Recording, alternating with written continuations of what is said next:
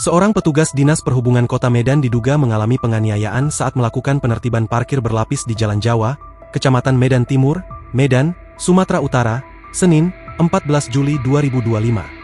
Kepala Bidang Pengembangan, Pengendalian, dan Keselamatan Dishub Kota Medan, Richard Medi Simatupang, mengatakan petugas tersebut kini dirawat di rumah sakit karena mengalami luka di bagian wajah.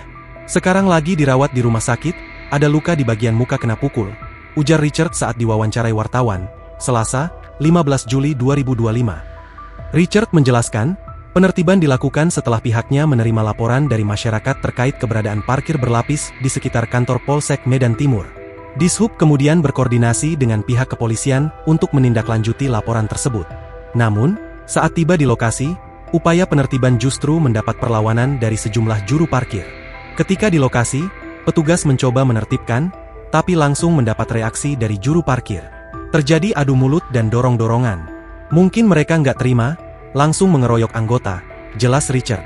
Dinas Perhubungan Kota Medan telah melaporkan peristiwa dugaan penganiayaan tersebut ke Kepolisian Sektor Medan Timur.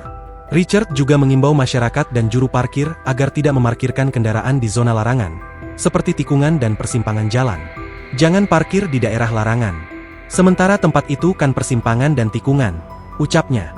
Sebelumnya, video insiden itu juga beredar luas di media sosial. Salah satunya unggahan di akun Instagram @tkp Medan memperlihatkan aksi saling dorong antara petugas dan juru parkir yang berujung dugaan penganiayaan. Download Tribun X sekarang, menghadirkan lokal menjadi Indonesia.